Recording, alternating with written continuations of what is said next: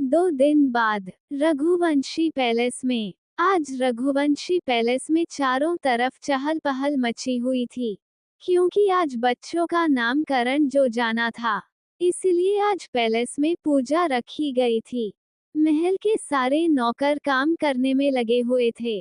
पूरे पैलेस को फूलों और लाइटों के साथ बलून से सजाया गया था।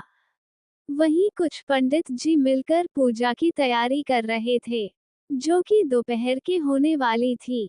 जिसके बाद शाम को पार्टी रखी गई, जिसमें सभी रिश्तेदारों के अलावा बिजनेसमैन, बड़े बड़े नेता और बॉलीवुड की बड़ी बड़ी हस्तियों को भी बुलाया गया था। वहीं सुबह से ही न्यूज रिपोर्टर पैलेस के बाहर अपने अपने कैमरा लेकर न्यूज कवर करने की कोशिश कर रहे थे। आखिर करे भी क्यों ना, आज इंडिया के किंग और एंटरप्राइज का के साथ जोधपुर के राजकुमार और राजकुमारी का नामकरण जो था, जिस खुशी में रघुवंशी ने ग्रेट ग्रैंड पार्टी रखी थी, ताकि वो सबको बता सके कि उनका वारिस आ चुका है। मीडिया वाले हर कोशिश कर रहे थे अंदर जाने की, लेकिन उसकी सारी कोशिश बेकार रह जाती। सिक्योरिटी गार्ड के कारण कोई भी अंदर नहीं जा पाता। वहीं महल में रूही कुछ नौकरों से कह रही थी, आज किसी भी चीज की कोई कमी नहीं होनी चाहिए। अगर ऐसा हुआ तो फिर मैं रूही इतना ही बोल पाई थी कि उससे पहले ही पीछे से आवाज आई, अरे मेरी सुपर फास्ट एक्सप्रेस कितना स्ट्रेस लोगी, शांत जो जाओ, पूरी तैयारियां अच्छे से हो गई है। ये आदि था। आदि आगे आते हुए नौकरों को जाने का इशारा करता है, जिसके मिली ही सारे नौकर वहां से ऐसे गायब हुए जैसे गधे के सर से सींग। आखिर बेचारे हो भी क्यों ना, रूही उनसे एक ही सवाल को 5 बार पूछती और उन्हें सख्त हिदायत देती। आदि रूही के पास आकर उसे अपनी बाहों में भरकर खड़ा हो गया। आदि रूही से बोला, बेबी इतना स्ट्रेस तुम्हारी सेहत के लिए अच्छा नहीं है, सो बी कोल्ड। रूही बोली, क्यों ना ले हम टेंशन, आज हमारे प्रिंस चार्मिंग का नामकरण है, लेकिन आपको क्या, आपसे तो बस मीठी मीठी बातें करा लो, काम तो आपसे होगा नहीं, इसलिए अब किसी की को तो काम करना पड़ेगा ना। रूही की बात सुन आदि उसे अपनी आंखें छोटी कर घुरकर देखता है। आदि बोला, तुम्हें क्या मैं फालतू दिखता हूँ? मैंने ऐसा कब कहा? मैंने तो ये कहा कि आप मीठी बातें करते हो। आदि की बात को काटते हुए रूही बोली, फिर जल्दी से उसने आदि को अपने दांत दिखा दिए, क्योंकि को जानती थी कि आदि उसकी बात से चिढ़ गई होगा। रूही को देखते हुए आदि अपने मन में बोला, इस लड़की को बातें बनाना बखूबी आता है। तभी रूही आदि से खुद को छुड़ाते हुए बोली, अच्छा अब छोड़िए, हमें जाकर हमारे प्रिंस चार्मिंग को देखना है। वो तैयार हुआ या नहीं? रूही जो आदि से लगभग छूट ही चुकी थी। रूही की बात सुन आदि ने उसे फिर से इसे अपनी बाहों में जल्द लिया और बोला, बेबी उसे प्रिंस चार्मिंग कहना बंद करो, because your prince charming is just me. आदि आगे अपने मन में बोला, वो आकाश और वाणी के नन्हा शैतान है जो कि मेरी जिंदगी में शनि बनकर आया है। जब से वो आया है मैं अपनी बीवी के साथ रोमांस ही नहीं कर पाया। साला रोमांस करने जाओ तो चुन्नू का बहाना बनाकर भाग जाती है।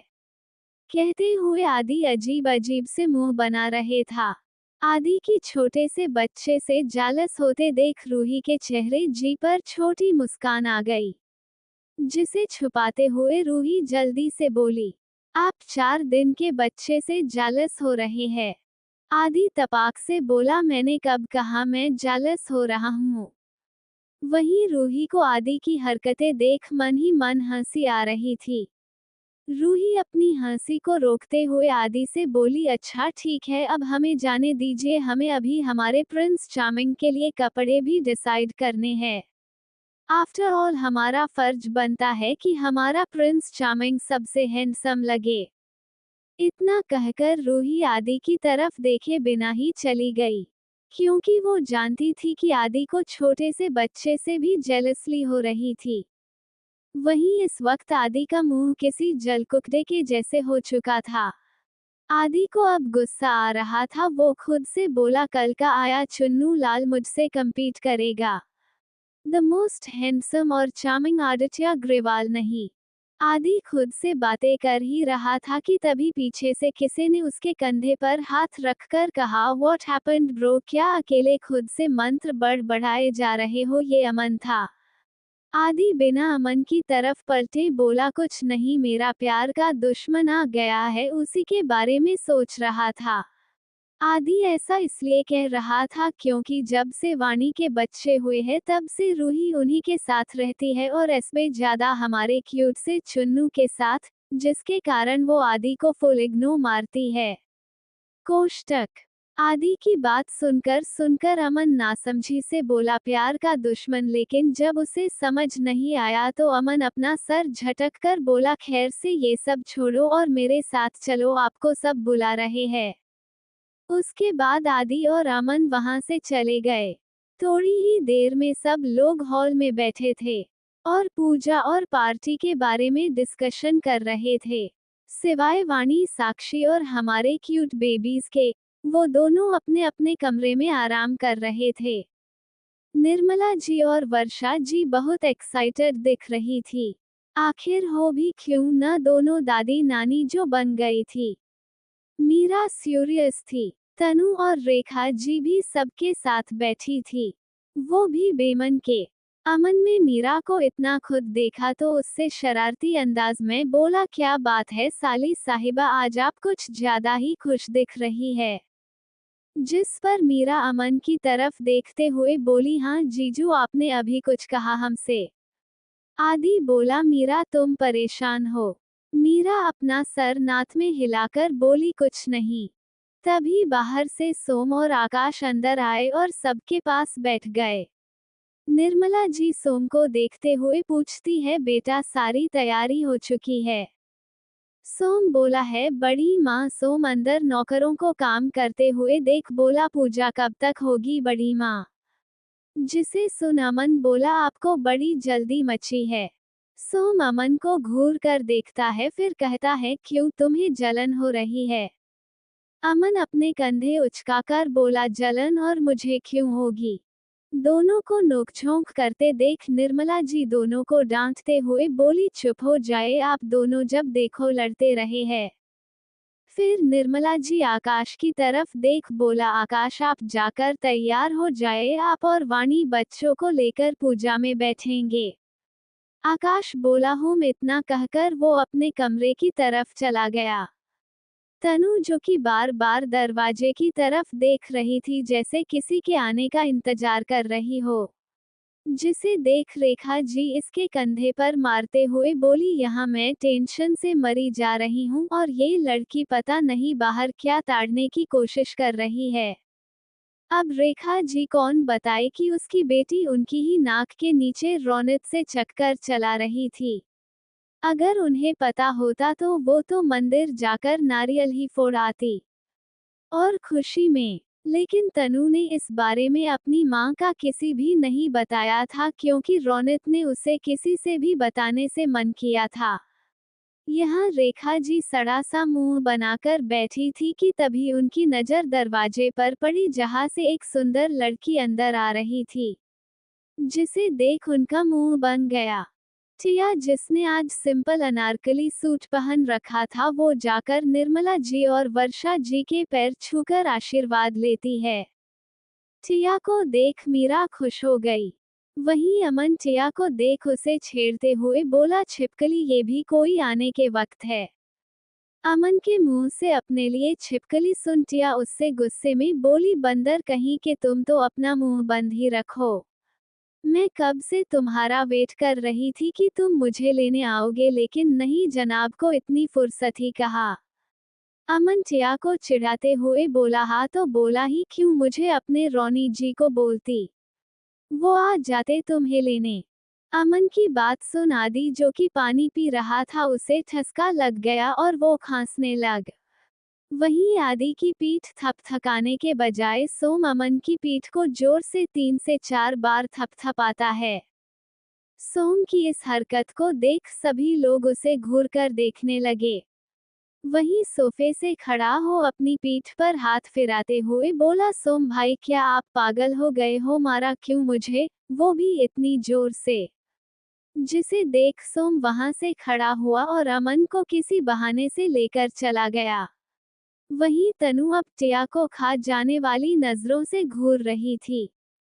टिया को घूरते हुए तनु अपने मन में बोली, 2 कौड़ी की डॉक्टर, इसकी हिम्मत भी कैसे हुई मेरे रौनक जी पर डोरे डालने की, इसे तो मैं छोड़ूंगी नहीं। कहते हुए तनु की मुठिया कस गई। तनु घूरकर टिया को देख रही थी। तनु जब से यहाँ आई थी तभी से उसने रौनक और टिया को एक दूसरे को इशारे करते और बात करते देखा था। हालांकि उसे ये पता नहीं था कि दोनों एक दूसरे से प्यार करते हैं। कोष्टक। तनु की आंखों में जलन साफ देखी जा सकती थी। कुछ सोचकर उसके चेहरे पर शैतानी मुस्कान आ गई। अब वो टिया को परेशान करने का प्लान बना रही थी। दूसरी ओर सोम अमन को लेकर कॉरिडोर में आया और अमन पर भड़कते ही बोला, तुम अभी अंदर क्या बोल रहे थे? तुम्हें पता भी है अगर उसे डंकिनी को शक हो जाता तो। वहीं अमन तो नासमझी से सोम को देख रहा था। अमन बोला, लेकिन मैंने किया क्या है? सोम बोला, अभी तू तनु के सामने रौनक और टिया के बारे में बोलने जा रहा था, तुझे अंदाजा भी है अगर उसे पता चल गया कि रौनक उसके साथ बस प्यार करने का नाटक कर रहा तो। कहते कहते अमन शांत हो गया। अमन को जब अपनी गलती का एहसास हुआ था उसने सोम से माफी मांगी। उसके बाद दोनों तैयार होने चले गए। लेकिन कोई था जिसने उनकी सारी बातें सुन ली थी। कुछ देर बाद सभी लोग तैयार होकर नीचे हॉल में बैठे थे। पैलेस के अंदर बन मंदिर के पास जहां नामकरण संस्कार होने वाला था वहां बैठे थे। आकाश और वाणी दोनों ने ही रॉयल ब्लू कलर की ड्रेस पहनी थी।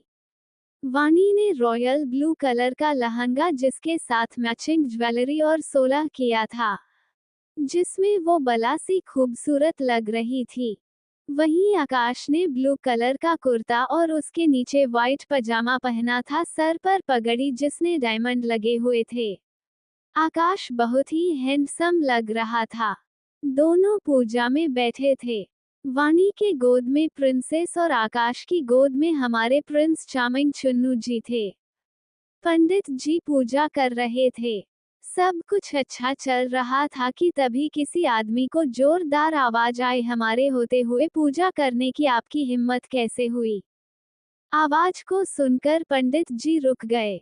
वहीं सब उस तरफ देखने लगे जहां से आवाज आई थी। आखिर किसने सुनी अमन और सोम की बातें? क्या होगा जब तनु को सच्चाई पता चलेगी और तनु टिया के साथ क्या करेगी? किस आदमी ने बीच में ही पूजा रुकवा दी? Audio by Sakil Jax 07। सभी लोग तैयार होकर नीचे हॉल में बैठे थे। पैलेस के अंदर बन मंदिर के पास जहां नामकरण संस्कार होने वाला था वहां बैठे थे। आकाश और वाणी दोनों ने ही रॉयल ब्लू कलर की ड्रेस पहनी थी। वाणी ने रॉयल ब्लू कलर का लहंगा जिसके साथ मैचिंग ज्वेलरी और 16 किया था, जिसमें वो बला सी खूबसूरत लग रही थी। वहीं आकाश ने ब्लू कलर का कुर्ता और उसके नीचे व्हाइट पजामा पहना था, सर पर पगड़ी जिसने डायमंड लगे हुए थे। आकाश बहुत ही हैंडसम लग रहा था। दोनों पूजा में बैठे थे। वाणी के गोद में प्रिंसेस और आकाश की गोद में हमारे प्रिंस चार्मिंग चुन्नू जी थे। पंडित जी पूजा कर रहे थे। सब कुछ अच्छा चल रहा था कि तभी किसी आदमी को जोरदार आवाज आई, हमारे होते हुए पूजा करने की आपकी हिम्मत कैसे हुई? आवाज को सुनकर पंडित जी रुक गए। वहीं सब उस तरफ देखने लगे जहां से आवाज आई थी। दरवाजे पर मिस्टर शर्मा जिनके साथ 60 वर्षीय आदमी और एक लड़की थी। रूही ने जैसे ही उस लड़की को देखा वो भागकर उसके गले लग गई। रूही लड़की के गले लगे बोली, ओ माय गॉड नित्या, आखिर तुम आ ही गई। नित्या भी रूही के गले लगे हुए बोली, अरे बाबा अब छोड़ भी दो वरना यहाँ से ऊपर जाने में भी टाइम नहीं लगेगा, मेरा दम घुट रहा है। नित्या की बात सुन रूही उससे अलग हुई और घूर कर नित्या को देखने लगी। वहीं नित्या अपने दांत दिखाते हुए बोली, अब ये उल्लू जैसे घूरना बंद करो। उसने बोला ही था कि रूही उसकी पीठ पर एक घुसा मारते हुए बोली, तुझे हम कब से बुला रहे हैं और महारानी को अभी आने का टाइम मिल रहा है। रूही को ऐसे नित्या को मारते देख वहां सभी की आंखें बड़ी हो गई, सिवाय वाणी को छोड़कर, क्योंकि वाणी को पहले से ही पता था कि ऐसा होने वाला है। वाणी ने लाचारी से अपना सर हिलाया। तभी विपिन जी आगे आकर बोले, लगता है कोई हमें भूल गया है। रूही पलटकर विपिन जी की तरफ देखती है और जल्दी से उनके गले लगकर बोली, नहीं काकासा, हम आपको कैसे भूल सकते हैं। कैसे है आप और अभय कैसे है। रूही की बात सुन पहले विपिन जी के चेहरे पर मुस्कान थी, लेकिन अभय का नाम सुन वो थोड़ा परेशान हो गए। लेकिन जल्दी से अपनी परेशानी छुपाकर बोले, हम ठीक है और अभय भी ठीक है। रूही फिर पीछे की दरवाजे की तरफ देखने लगी, जिसे ऐसा करते देख नित्या बोली, रूह आप किसे ढूंढ रही है। रूही बोली, वो अभय, हम उन्हें देख रहे हैं। रूही की बात सुन विपिन जी बोले, अभय नहीं आए, वो उन्हें कुछ काम था। और अब आप तो जानती है कि जब से वो हुकुमसा की गद्दी पर बैठे हैं, तब से वो कैसे हो गए हैं। विपिन जी की बात सुन रूही उदास हो गई। वहीं आदि जो गुस्से में रूही को घूर रहा था, उसकी मुट्ठी कस गई जब रूही अभय के बारे में पूछ रही थी। आदि रूही को घूरते हुए अपने मन में बोला, इस लड़की को पूरी दुनिया की फिक्र रहती है, लेकिन अपने पति की रत्ती भर भी रहती। पहले वो चुन्नू और अब से अभय, साला ये जिंदगी में दुख खत्म काहे नहीं होता बे। आदि अपने ख्यालों में खोया था कि तभी अमन रूही से बोला, अब अगर आपका भरत मिलाप खत्म हो गया हो तो क्या पंडित जी पूजा शुरू करें। जिस पर रूही बोली, तो हमने कब मना किया। जिसे सुन सब हंसने लगे। नित्या वाणी की तरफ देखती है, जो अपनी गोद में प्रिंसेस को लिए बैठी थी। वाणी नित्या को हाय करती है। नित्या भी मुस्कुरा देती है। उसके बाद पंडित जी पूजा शुरू करते हैं। पूजा होने के बाद पंडित जी आकाश और वाणी से बोले, अब आप दोनों बच्चों के कान में उनका नाम बोलिए।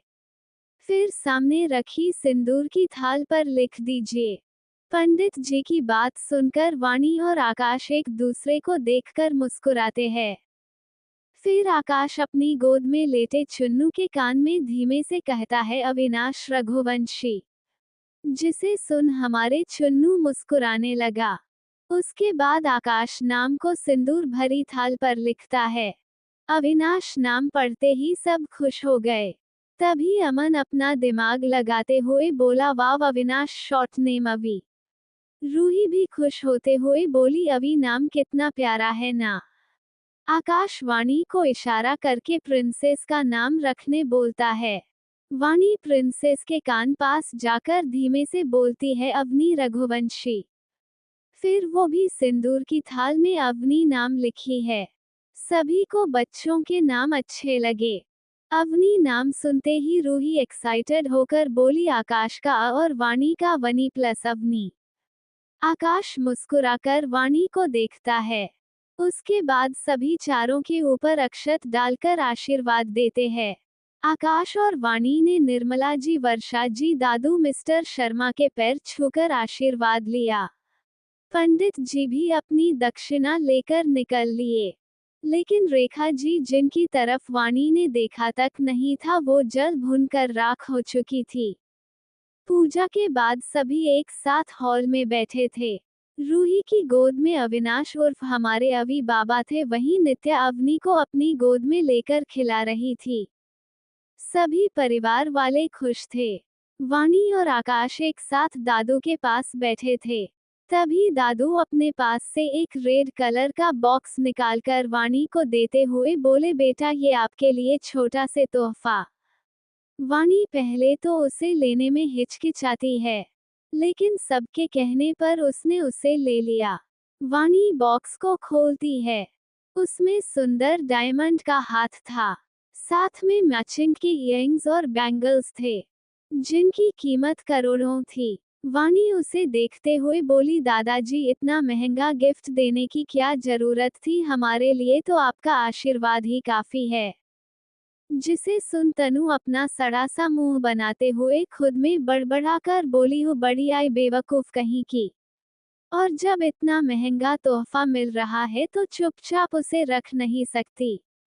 लेकिन नहीं, उसे तो उसमें भी अपनी महानता दिखानी है। वहीं वाणी की बात सुन दादी मुस्कुराकर बोले, बेटा आपने हमें जो दिया है उसके आगे तो ये कुछ भी नहीं है। सभी बात कर ही रहे थे कि तभी नित्या रूही से बोली, रूहू साक्षी कहाँ है, वो दिखाई नहीं दे रही। रूही अवी को खिलाते हुए बोली, साक्षी अपने कमरे में, डॉक्टर ने उसे आराम करने को कहा है। कुछ सोचकर नित्या बोली, और रोनित? वो होगा कहीं होगा अपनी रासलीला में अपनी बंदी के साथ। रूही लापरवाही से बोली। रूही की बात सुनते ही वाणी, आकाश, अमन आदि और मीरा की आंखें बड़ी हो गई। सभी एक साथ रूही को देखने लगे। वहीं तनु शक भरी नजरों से रूही को देख रही थी। जब रूही को अपने ऊपर किसी की नजरों की तपिश महसूस हुई तो रूही जल्दी से बहाना बनाकर बोली, मेरा मतलब कि होगा कहीं काम कर रहा होगा। लेकिन तनु को उसकी बात खटक चुकी थी। तनु अपनी नजरें घुमाकर पूरे हॉल को देखती है, लेकिन उसे रोनित कहीं भी नजर नहीं आया। लेकिन कोई और भी वहां से गायब था, वो थी टिया। जब तनु को टिया वहां नजर नहीं आई तो उसका दिमाग खराब हो गया। तनु अपने मन में बोली, हो ना हो तो चिपकू चुड़ैल मेरे एटम रोनित के पीछे ही गई होगी। आज तो मैं उसे जिंदा नहीं छोड़ूंगी। दूसरी ओर रोनित के कमरे में रोनित और टिया बैठकर एक दूसरे की बाहों आगोश में लिपटे बैठे थे और एक दूसरे को प्यार से देख रहे थे। तभी टिया को छींक आ गई। टिया देखती है। टिया बोली, पता नहीं कौन मुझे गालियां दे रहा है। जब रोनित ने टिया की बात सुनी तो वो बोला, तुमसे किसने कहा कि छींक आने पर कोई हमें गाली देता है? आपने नहीं सुनी पुरानी कहावतें? टिया की बात सुन रोनित हंस दिया, जिसे देख टिया मुंह बनाकर बोली, आप मुझसे हंस क्यों रहे हैं? रोनित टिया के गाल पर हाथ रखकर बोला, बच्चा मैं तुम पर कहाँ हंस रहा हूँ, मैं तो खुद पर हंस रहा हूँ। जिसे पर टिया बोली, फिर ठीक है। उसके बाद दोनों एक दूसरे को देखने लगी। रोनित टिया से बोला, baby I want to eat you and your soft lips. Ronit की बात सुनकर टिया के गाल शर्म से लाल हो गए, लेकिन टिया उससे कुछ नहीं बोली। जिसे देख रोनित के चेहरे पर शरारती मुस्कान आ गई। रोनित टिया के चेहरे को अपने दोनों हाथ से पकड़ उसके होठों की तरफ झुककर उसे फ्रेंच किस करने लगा। रोनित बड़ी शिद्दत से टिया को किस कर रहा था। वहीं टिया की तो हालत ऐसी हो गई, काटो तो पानी नहीं। उसका दिल बुलेट ट्रेन की स्पीड से धड़क रहा था। वो अपनी आंखें बंद कर रोनित के होठों को अपने होठों पर महसूस कर रही थी। टिया के हाथ अपने आप रोनित के सर पर चला गया, वो उसके बालों की सहला रहा था। 15 मिनट के लंबी किस के बाद रोनित स्मूथ करके टिया के होठों को छोड़ता है। दोनों लंबी लंबी सांसें लेकर खुद को नॉर्मल करने की कोशिश कर रहे थे। रोनित टिया की गर्दन पर किस करने के लिए आगे बढ़ा जी था कि उसका फोन बजने लगा। पहले तो रोनित उसे इग्नोर करता है, लेकिन बार बार फोन बजने के कारण वो डिस्टर्ब हो गया। अब इसे फोन करने वाले के ऊपर बहुत गुस्सा आ रहा था। इसे देख टिया को हंसी आ रही थी। टिया को होने ऊपर हंसते देख रोनित बोला, बेबी ज्यादा खुश होने की जरूरत नहीं है, क्योंकि तुम आज चाहकर भी मुझसे बेड के नीचे नहीं बच पाओगी। रोनित की बेशर्मी भरी बातें सुनकर टिया उसे घूर कर देखती है, लेकिन उसकी आंखों में शर्म और हया था। टिया को ऐसे शर्माते देख रोनित को उसे दोबारा किस करने का मन हो रहा था। वो फिर से टिया की तरफ उसे किस करने झुका। लेकिन इससे पहले रौनक टिया को किस कर पता फिर से उसका फोन बज उठा, जिसे देख रौनक का गुस्से से खून खौल उठा। दूसरी ओर पैलेस के बाहर गार्डन में पार्टी की जोरों शोरों से तैयारियां चल रही थी, जो शाम को शुरू होने वाली थी। लेकिन इस बात से अनजान की पार्टी में किसी की एंट्री से होने वाला है बड़ा धमाका। आगे की कहानी में क्या होगा? क्या आदि अपनी जेलसी छुपा पाएगा या फिर करेगा कुछ और? तनु टिया के साथ क्या करने वाली है? रौनक को किसका कॉल आया था? Audio by Sakil JX07। Baby ज्यादा खुश होने की जरूरत नहीं है क्योंकि तुम आज चाहकर भी मुझसे बेड के नीचे नहीं बच पाओगी। रौनक की बेशर्मी भरी बातें सुनकर टिया उसे घूर कर देखती है, लेकिन उसकी आंखों में शर्म और हया था। टिया को ऐसे शर्माते देख रौनक को उसे दोबारा किस करने का मन हो रहा था। वो फिर से टिया की तरफ उसे किस करने झुका, लेकिन इससे पहले रौनक टिया को किस कर पता फिर से उसका फोन बज उठा, जिसे देख रौनक का गुस्से से खून खौल उठा। इसी मौके का फायदा उठाकर टिया रौनक से खुद को छुड़ाकर कमरे से बाहर भाग गई, जिसे रौनक के कमरे से निकलते तनु ने देख लिया। गुस्से में तनु का पूरा बदन भट्टी के जैसे तप रहा था। टिया को रौनक के कमरे से निकलते देख तनु एक नजर रौनक के कमरे को देखकर जिस तरफ टिया गई थी, वहां चली गई। दूसरी ओर रौनक फोन उठाकर गुस्से में बोला, साले तुम लोग मुझे चैन से जीने क्यों नहीं देते? जिस पर फोन के दूसरी तरफ से आवाज आए, आ साले नहीं जीजा बोलो। और दूसरी बात, हमने तुम्हें ये बताने को कॉल किया था कि डंकिनी तुम्हारे कमरे की तरफ आ रही है। सो बी केयरफुल, कहीं अगर उसने तुम्हें किसी और के साथ रासलीला करते देख लिया ना तो सारे किए कराए पर पानी फिर जाएगा। आदि की बात सुन रौनक बोला, ये सब कुछ तुम लोगों की वजह से ही हुआ है। तुम लोगों के चक्कर में मैं फंसा हूँ, और अगर तुम लोगों के चक्कर में मेरा ब्रेकअप हुआ ना तो देख लेना तुम सारे जीजाओं का डिवोर्स में खुद अपने हाथ से कराऊंगा। आदि, जिसका फोन स्पीकर पर था, जिससे उसकी बातें वहां बैठे सोम, अमन और आकाश सुन रहे थे। सबको रौनक के ऊपर गुस्सा आ रहा था। तभी अमन बोला, अरे भलाई का तो जमाना ही नहीं है, एक तो हम तुम्हें बचाने के लिए कॉल कर सतर्क कर रहे थे ताकि तुम्हारा घर बसन से पहले टूटे ना, और तुम हो कि हमें ही बातें सुनाए जा रहे हो। सोम आगे रौनक से बोला, और साले साहब अपनी ये खोखली धमकी ना किसी और को जाके देना, क्योंकि हमारी बीवियां हमसे बहुत प्यार करती है, वो ऐसे ही किसी अरे गेरे की बात में आकर अपने प्यार पति को नहीं छोड़ेंगी। और हाँ, अगर तुम्हारा हो गया हो तो नीचे आ जाओ, वरना तुम्हारी प्यारी गर्लफ्रेंड तनु तुम्हें ढूंढते हुए तुम्हारे कमरे में पहुंच जाएगी। सोम की बातों में नाराजगी साफ झलक रही थी। रौनक जैसे ही कुछ बोलने को हुआ, दूसरी ओर से कॉल कट हो गया। रौनक गुस्से में अपने फोन को घूर रहा था।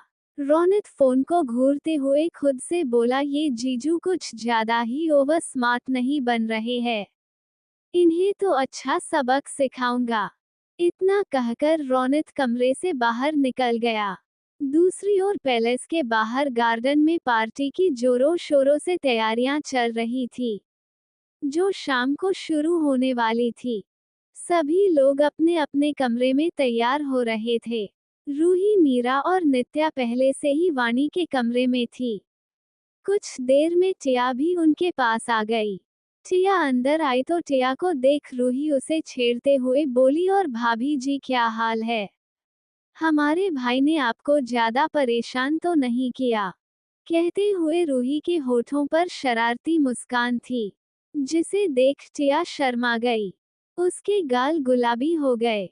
टिया को शर्माते देख मीरा टिया के पास जाकर बोली, ओह भाभी जी शर्मा रही है।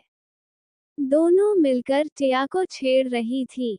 तभी वाणी रूही और मीरा की डांटते हुए बोली, क्यों तुम दोनों बेचारी को परेशान कर रही हो? वाणी की बात सुन रूही और मीरा शांत हो गई। वाणी को मीरा और रूही को डांटते देख टिया ने चैन की सांस ली। टिया वाणी के पास जाकर बैठी ही थी कि वाणी आगे बोली, वैसे भी भाई ने पहले ही भाभी को बहुत परेशान किया है, कम से कम अब तुम लोग तो उन्हें छोड़ दो। क्यों भाभी? वाणी की बात सुन टिया की आंखें हैरानी से बड़ी गई। तभी वाणी टिया को इशारे करके उसकी गर्दन को देखने कहती है। पहले तो टिया कुछ समझ नहीं पाती, लेकिन जैसे ही उसने आईने में अपनी गर्दन पर बने लव बाइट को देखा, उसकी आंखें बड़ी हो गई।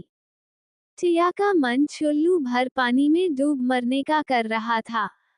टिया ने शर्म से अपना सर झुका लिया, जिसे देख रूही बोली, भाभी आपको हमारे आगे शर्माने की जरूरत नहीं।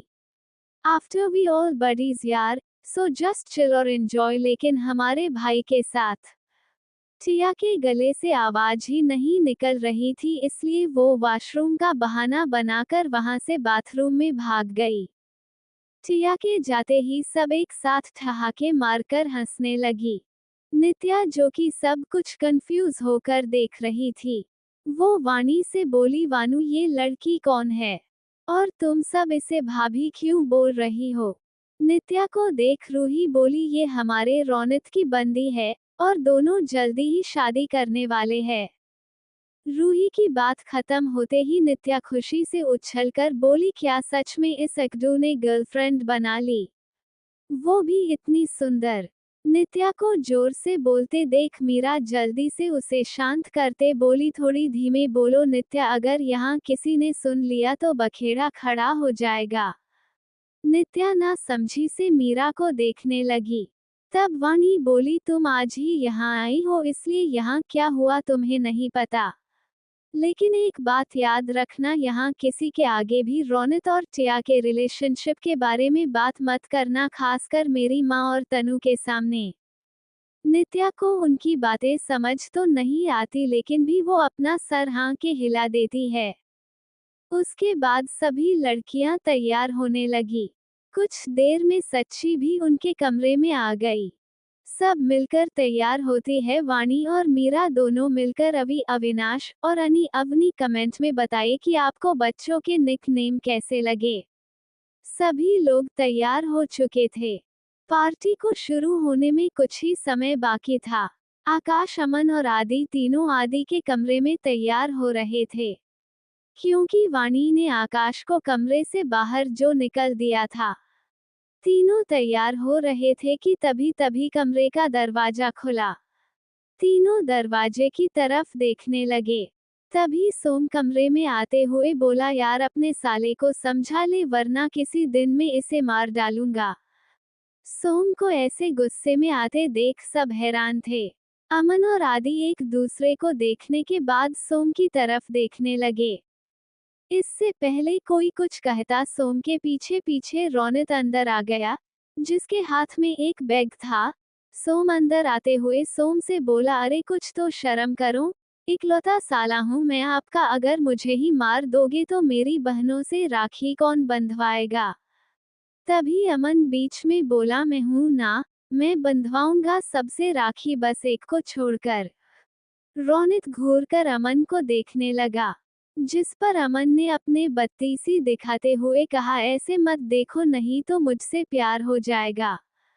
अमन की बात सुन रौनक चिढ़ गया और बोला, ओ शट अप जीजू, जब देखो तब बकवास जोक मारते रहते हो। रौनक की बात सुन अमन का मुंह बन गया। वहीं आदि अपना मुंह दबाकर हंसने लगा।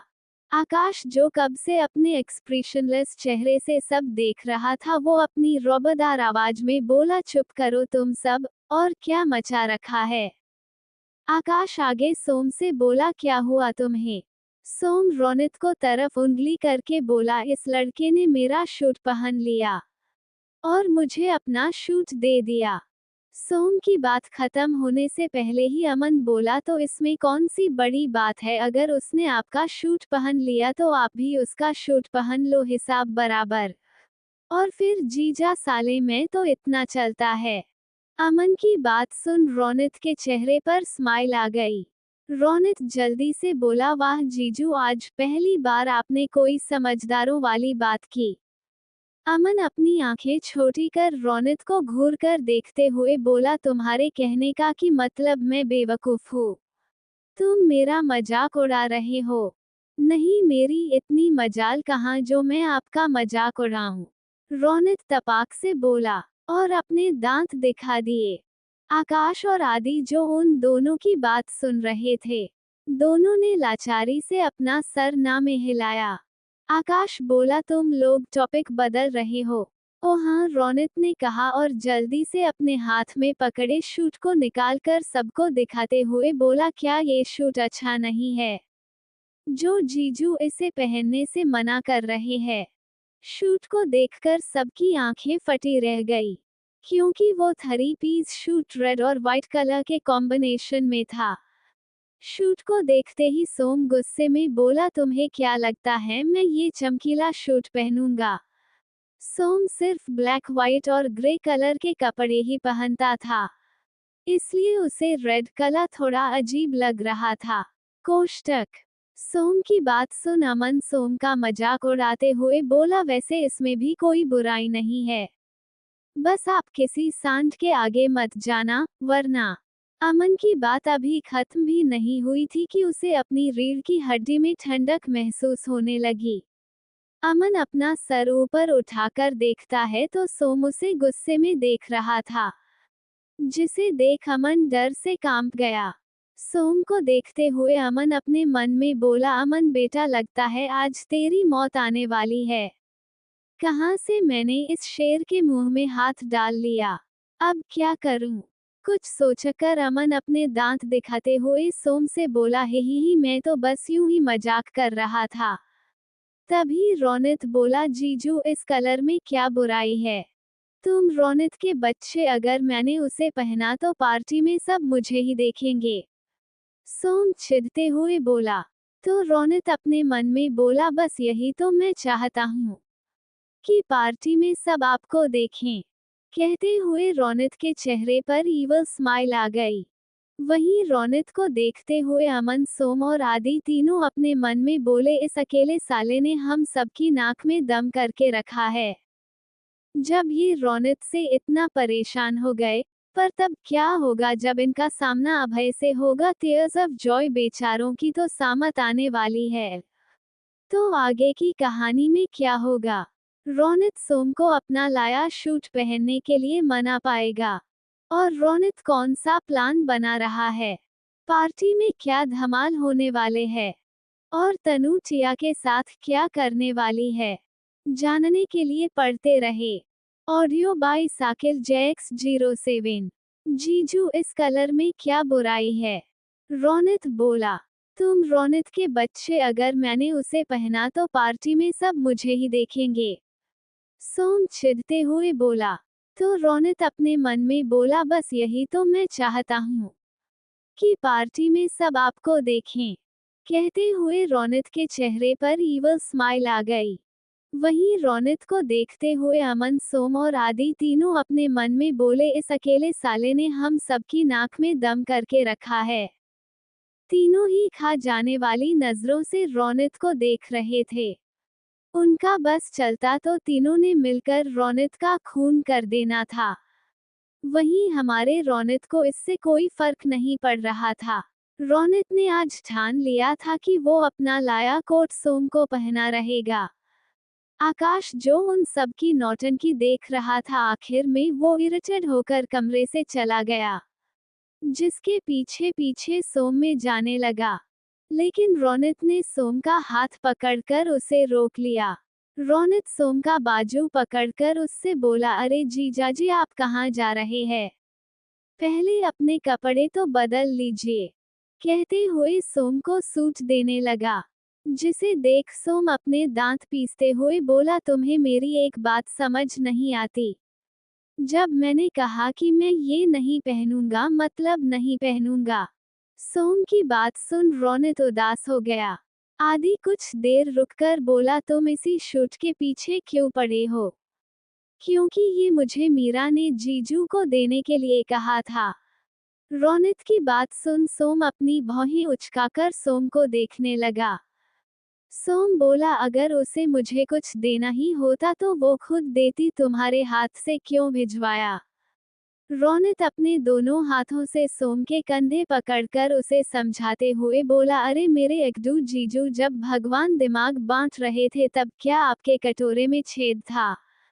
सोम घूरकर रोनित को देख रहा था, जिसे देख रोनित आगे बोला, अरे मेरा मतलब आप ये क्यों नहीं समझ रहे, मीरा कितनी शर्मीली है, इसलिए वो आपको इसे देने में शर्मा रही थी, तो उसने इसे तुम्हारे हाथ से भेज दिया। रोनित की बात खत्म होने से पहले अमन बोला, एक्सक्ली, अब आपने पते की बात कही। रोनित जल्दी से अमन की तारीफ करते हुए बोला।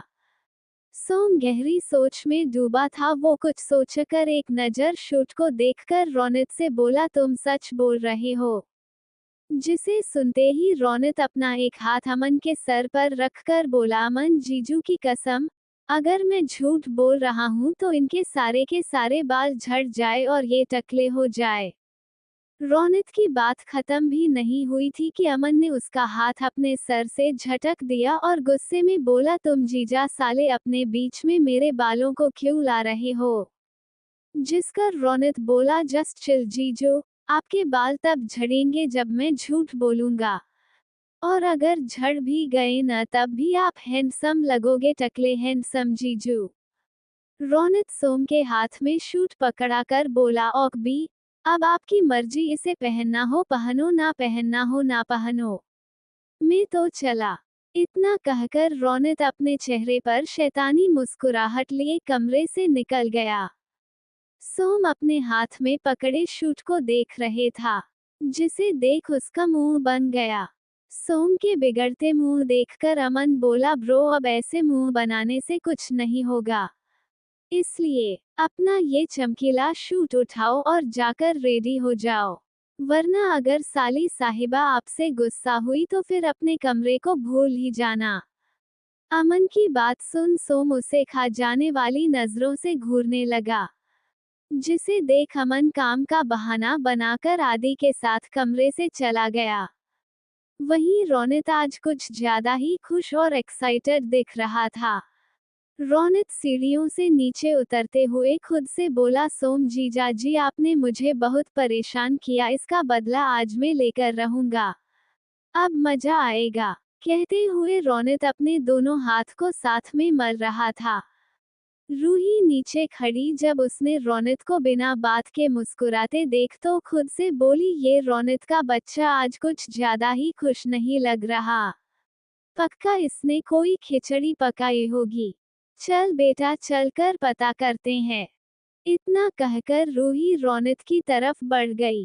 रूही रोनित के सामने जाकर खड़ी होकर बोली, ओ ए रोनित के बच्चे, अभी अभी तुम कौन सा कांड करके आए हो जो इतना खुश हो।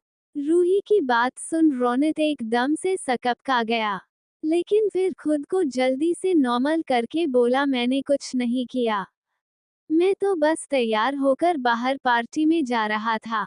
रोनित रूही को ऊपर से नीचे तक देखकर बोला, वैसे आप यहाँ क्या कर रही हो। मैं कुछ नहीं, बस वाणी और बेबीज को नीचे लेने आई थी। रूही वाणी के कमरे की तरफ इशारा करके बोली, जिस पर रोनित बोला, मैं भी आपके साथ चलता हूँ, वैसे भी मुझे अपने भांजा और भांजी से मिलना है, तुम उनसे बाद में मिलना, पहले जाकर ये चेक करो बाहर सब ठीक है या नहीं। आज पार्टी में बहुत से लोग आने वाले हैं, जिनमें कुछ हमारे दोस्त हैं तो कुछ दुश्मन जो यहाँ कुछ ना कुछ गलत करने की सोचेंगे ही, इसलिए बाहर जाकर सब पर नजर रखो, खासकर उन माँ बेटी पर। रूही रुककर बोली, और हाँ, अगर तुम्हें उनमें जैसे ही कुछ गड़बड़ दिखे वैसे ही उन्हें यहाँ से गायब करवा देना। रूही रोनित की आंखों में देखकर आगे बोली, तुम समझ रहे हो ना मैं क्या कह रही हूँ। रोनित अपना सर हाँ में हिलाकर बोला, हम्म। फिर रूही वाणी के कमरे की तरफ चली गई और रोनित पार्टी की तरफ। पार्टी पैलेस के गार्डन में ही रखी गई थी। सभी लोग पहले से ही पार्टी में पहुंच चुके थे। जहां गेस्ट आने स्टार्ट हो गए थे, वहां आया है बिजनेसमैन आकाश से मिलकर अपनी पहचान बनाने की कोशिश कर रहा था। वहीं सेलिब्रिटी भी पार्टी को एंजॉय करने में लगे थे। पूरे गार्डन को लाइट्स और फूलों से सजाया गया था। उनके अलावा वहां कई सारी एक्सपेंसिव चीजें भी थी। गार्डन के एक तरफ स्टेज लगा हुआ था जिनके सामने कई सारी चेयर लोगों के बैठने के लिए लगी हुई थी। स्टेज के दो छोटे छोटे झूले रखे हुए थे जो ऑफकोर्स हमारे अवी और अनी के लिए थे। एक तरफ कुछ सिंगर्स गाना गा रहे थे। लोग आकर रघुवंशी फैमिली से मिल रहे थे। मीरा टिया दोनों वंदना जी और निर्मला जी के साथ थी और गेस्ट से मिल रही थी। थोड़ी दूर खड़ा रोनित तो बस टिया को देख रहा था, जिसने फुल ब्लैक कलर की वन पीस पहन रखी थी, जिसके शोल्डर पर हल्का सा कट था। बालों का मैसी बन बनाया था, साथ में मैचिंग ज्वेलरी और हल्का से मेकअप के साथ रेड लिपस्टिक, जिसके टिया बहुत खूबसूरत और हॉट लग रही थी। टिया को देखने के बाद रोनित अपनी पलकें झपकाना भूल गया था। तनु, जिसने सिल्वर कलर की शॉर्ट ड्रेस पहनी थी, साथ में मेकअप जिसमें वो भी काफी सुंदर लग रही थी, लेकिन रोनित ने उसे एक नजर उठाकर तक नहीं देखा, जिसे तनु जल भून रही थी। मीरा, जिसकी नजरें पूरी पार्टी में अपनी जान को ढूंढ रही थी लेकिन उसे वो मिल ही नहीं रहा था। जब नित्या ने मीरा को परेशान देख तो वो बोली, मीरा क्या हुआ? Any problem? मीरा नित्या से बोली, नहीं कुछ नहीं, कहकर मीरा मुस्कुरा दी। नित्या मीरा की देखकर बोली, तुम जीजू को ढूंढ रही हो? नित्या की बात सुन मीरा शर्मा गई।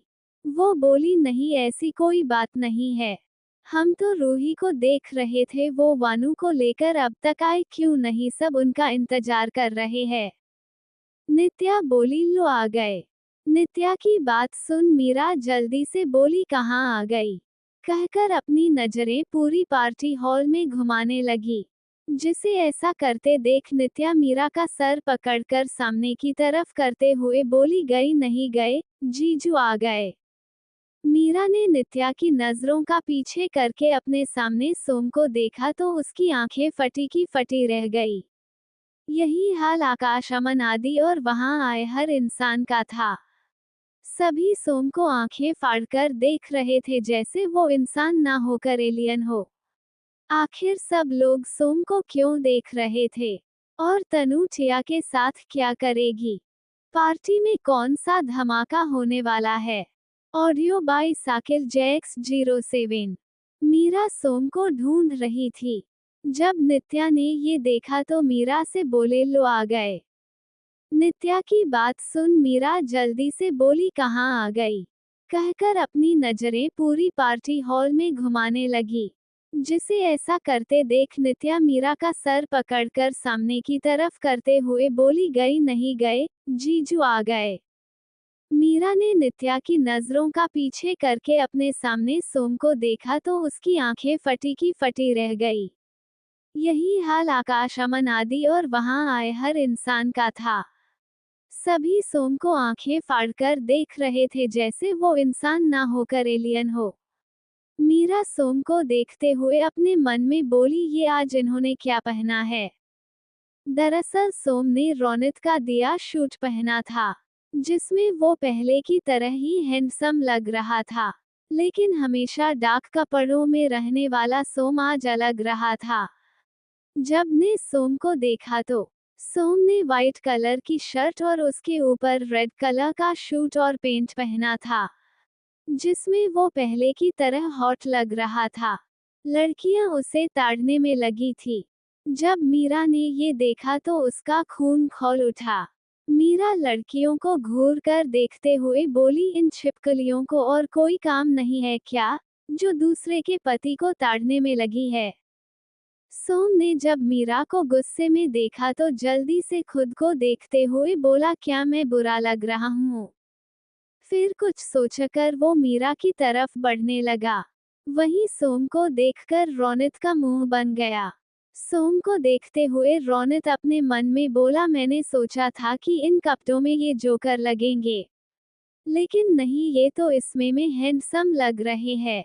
लेकिन शक्ल फिर भी वैसे ही बनाई है, सड़ी सी। पता नहीं मीरा को इसमें क्या पसंद आ गया हो। सोम मीरा के पास जाकर उससे बोला, मैं कैसा लग रहा हूँ? जिसे सुन मीरा ने एक नज़र अपने आसपास खड़ी लड़कियों को देखा जो सोम को ताड़ रही थी।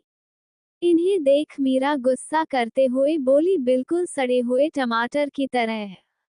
इतना कहकर मीरा वहां से रूही और वाणी की तरफ चली गई, जो अपने हाथ में बेबीज लेकर पार्टी में आ रही थी। सोम तो बस अपना मुंह खोले मीरा को देख रहा था। मीरा को देखते हुए सोम अपने मन में बोला, सड़ा हुआ टमाटर, क्या मेरी शक्ल इतनी बुरी लग रही है? सोम ये सोच ही रहा था कि तभी किसी ने उसके कंधे पर हाथ रखकर सोम से कहा, वाह भाई, आज तो बड़े लाल टमाटर बने घूम रहे हो। ये आदि था। तभी अमन सोम के आगे आकर उसकी नज़र उतारते हुए बोला, एक काम करता हूँ, मैं तुम्हारी नज़र उतार देता हूँ, कहीं मेरे लाल टमाटर को किसी की नज़र ना लगे जाए। इतना कहकर अमन हंसने लगा, उसके साथ आदि भी हंस रहा था। दोनों को अपना मजाक बनाते देख सोम उन्हें घूर कर देखता है, जिसे देख दोनों की बोलती बंद हो गई। तभी निर्मला जी सोम के पास आकर बोली, क्या बात है बेटा, आज तो आप बहुत चमक रहे हैं। हाँ माँ, आज भाई सेंटर ऑफ अट्रैक्शन है। अमन जल्दी से निर्मला जी बोला, जिसे सुन सोम बुरी तरह से चिढ़ गया। सोम अमन पर गुस्सा करके बोला, अब अगर तूने अपना मुंह बंद नहीं किया तो मैं यहीं सबके सामने तेरी पिटाई कर दूंगा। जिसे सुनते ही अमन सोम को जीभ दिखाकर रवाना हो गया। सोम गुस्सा करते हुए अपने मन में रौनक को गालियां दे रहा था। रौनक के बच्चे, ये सब तूने जानबूझकर किया है, मैं तुझे छोड़ूंगा नहीं। वहीं रौनक, जो कि फोन पर किसी से बात कर रहा था, अचानक से इस हिचकिचियां आनी शुरू हो गई, जिससे परेशान होकर रौनक खुद से बोला, लगता है कोई मेरी तारीफ कर रहा है। कहते हुए उसके चेहरे पर शरारती मुस्कान थी। जिसे सुन फोन के दूसरी तरफ से आदमी बोला, सर आपने कुछ कहा? सोम बोला, नहीं, फिर सीरियस टोन में आगे बोला, जैसा मैंने कहा है वैसे ही करना, कोई भी चूक नहीं होनी चाहिए। इतना कहकर उसने कॉल रख दिया। तभी उसकी नज़र स्टेज की तरफ गई, जहां पर पूरी रघुवंशी फैमिली के साथ आदि, रूही, वर्षा जी, तनु और रेखा जी खड़ी थी। आकाश की गोद में हमारी प्यारी प्रिंसेस अनी थी, तो वहीं वाणी की गोद में हमारा शैतान अवी था। आज चारों ने मैचिंग ड्रेस पहनी थी, जिसे आकाश ने खास डिजाइन करवाया था। वाणी ने पर्पल कलर का लहंगा पहना था। आकाश ने उसी के मैचिंग का कुर्ता और सर पर पगड़ी पहनी थी। वहीं अनी ने पर्पल कलर की फ्रॉक पहनी थी, जिसके कपड़े का मटेरियल बहुत ही सॉफ्ट था, जिसे खासकर छोटे के लिए बनाया गया था, ताकि उन्हें पहनने में कोई प्रॉब्लम ना हो। सभी एक साथ बहुत अच्छे लग रहे थे। नीचे खड़ी मीडिया उनकी फोटोज ले रही थी, लेकिन उनमें से किसी ने भी अभी तक अनी और अवी का चेहरा नहीं देखा था। कुछ लोग उन्हें देखकर खुश हो रहे थे तो कुछ जल रहे थे। स्टेज पर वाणी, आकाश बीच में खड़े थे, उनकी गोद में बच्चे। वाणी के बगल में निर्मला जी और वर्षा जी खड़ी थी। आकाश के बगल में दादू और रूही की दादी खड़ी थी। फिर उनके बगल में आदि और रूही, और उनके बगल में मीरा और सोम खड़े थे। निर्मला जी के बगल में अमन और साक्षी खड़े थे, और सबसे आखिर में तनु और रेखा जी खड़ी थी, जिनका मुंह बना हुआ था। रौनक ने जब ये देखा तो उसके चेहरे पर मुस्कान आ गई। रौनक वाणी को खुश देख मुस्कुराते हुए बोला, बॉस हमेशा ऐसे ही खुश रहें। अब फिर से उनकी खुशियों पर किसी की नजर ना लगे। कहते हुए रौनक को नजर तनु और रेखा पर थी, जिन्हें देख उसके चेहरे के भाव बदल गए। फिर कुछ सोचकर वो भी स्टेज पर चला गया। रौनक आकाश से बोला, ये गलत बात है जीजू, आप तो अपने इकलौते साले को भूल ही गए। जब सोम ने रौनक को देखा तो उससे गुस्से में बोला, आपको कोई कैसे भूल सकता है साले साहब, आप हमारे इकलौते साले जो ठहरे। कहते हुए सोम की आंखों में गुस्सा था, जिसे देख रौनक के चेहरे पर मुस्कान बड़ी हो गई। रौनक सोम के बगल में जाकर उसके कंधे का पकड़ खड़े होकर बोला, और हम आपको भूलने भी नहीं देंगे। रौनक एक नज़र स्टेज से थोड़ी दूर पर खड़ी नित्या और टिया को देखता है, तो उन्हें आवाज लगाकर कहता है, अरे आप दोनों देवियां नीचे क्या कर रही है, आइए। रौनक की बात सुन टिया उसे घूर कर देखती है। तभी रूही बोली, हाँ आओ भी, अब इतना शर्माने की जरूरत नहीं है, आखिर तुम भी हमारी फैमिली का हिस्सा हो। टिया और नित्या ऊपर आकर रौनक के बगल में खड़ी हो गई, जिसके बाद सभी की ग्रुप फोटोस हुई।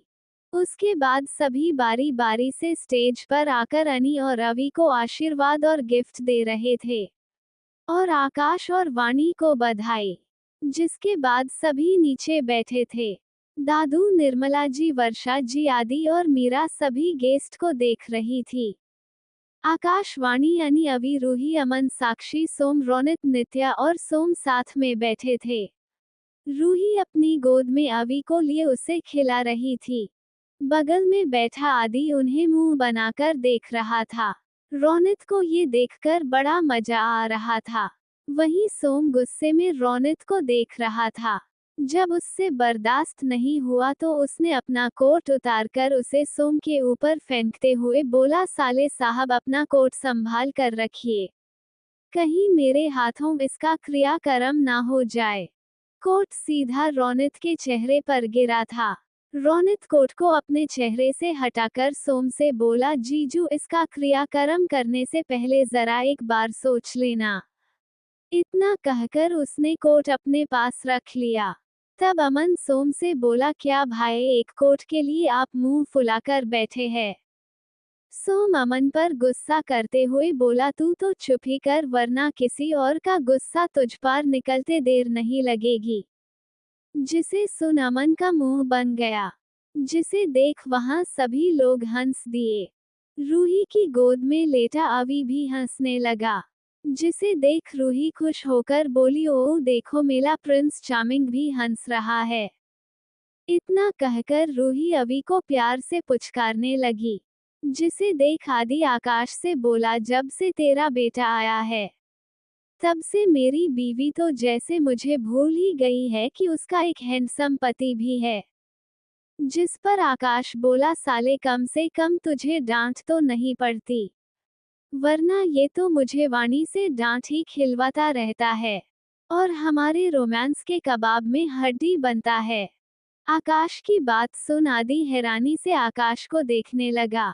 आदि बोला, दी आकाश रघुवंशी जिसके नाम अकेले से दुश्मन डर से कांपते हैं, उसे कुछ दिन पहले आए बच्चे ने मात दे दी।